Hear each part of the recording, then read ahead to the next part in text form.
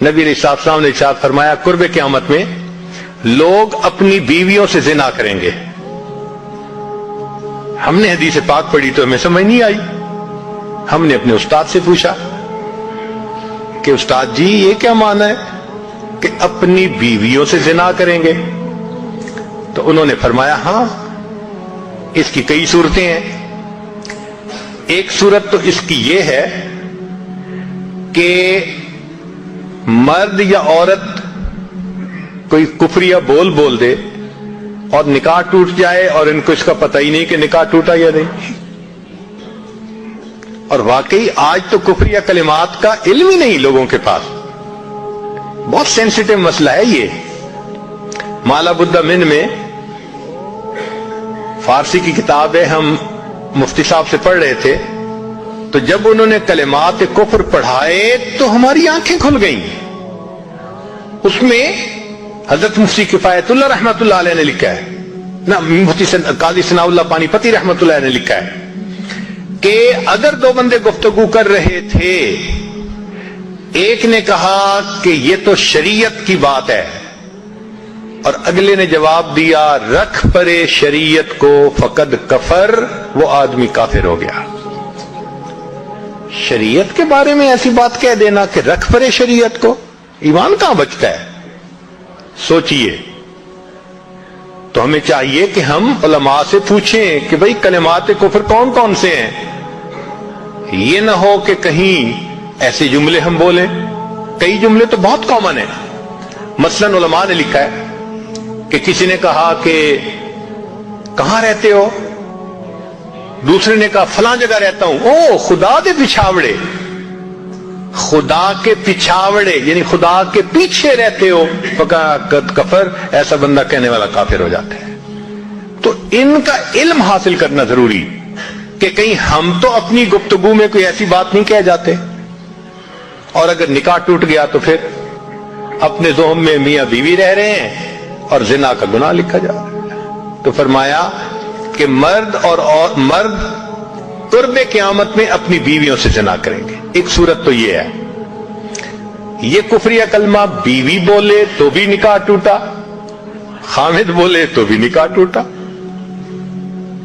اور دوسری صورت ایک دوسرے کے ساتھ آرگومنٹس, اور یہ تو ہر گھر کی آج بات نظر آتی ہے. جس گھر میں دیکھو الا ماشاء اللہ وہی حال ہے.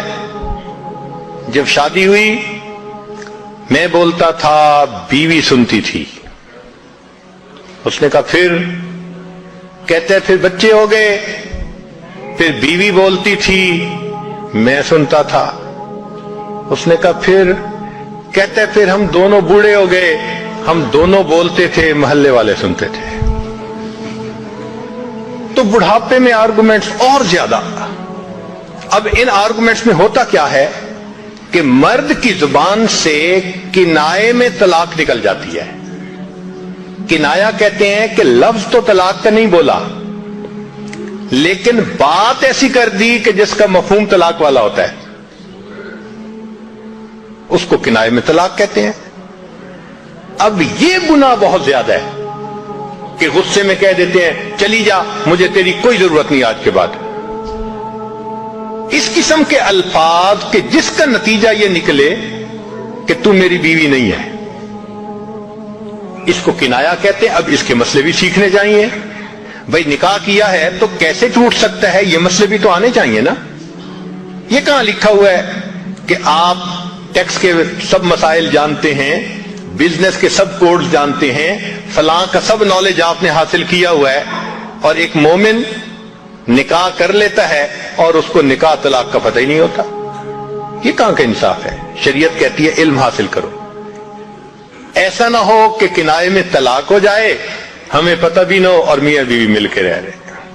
اور آج تو یہ معاملہ ہے کہ زبان سے طلاق کہہ دیتے ہیں, ہو بھی جاتی ہے, پتہ بھی ہے دونوں کو, مگر بدنامی ہو جائے گی, پھر ایک دوسرے کے ساتھ رہ رہے ہوتے ہیں.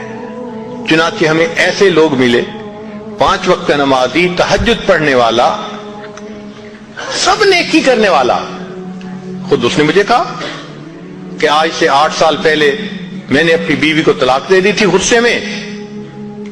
ویسے میں نے غصے میں دی تھی. میں نے کہا کبھی کسی نے بیوی کو خوش ہو کے طلاق دی؟ دیتا تو غصے میں ہی ہے نا. یہ کیا بات ہوئی کہ غصے میں دی تھی؟ بھئی طلاق تو ہو گئی. اور جی پھر بعد میں ہم نے سوچا وہ بھی نیک ہے میں بھی نیک ہوں, بدنامی ہو جائے گی, بچے خراب ہو جائیں گے, تو بس پھر ہم نے پھر اکٹھا رہنا شروع کر دیا. نہ رشتہ داروں کو پتا, نہ علماء سے پوچھا. پھر میاں بیوی اکٹھا رہ رہے ہیں, ایک گھر ایک کمرے میں. اب بتائیں زنا ہو رہا ہے کہ نہیں ہو رہا؟ قربان جائیں اس سچے نبی صلی اللہ علیہ وسلم کی مبارک زبان پر 1400 سال پہلے وارن کر دیا تھا کہ قرب قیامت میں لوگ اپنی بیویوں سے زنا کریں گے.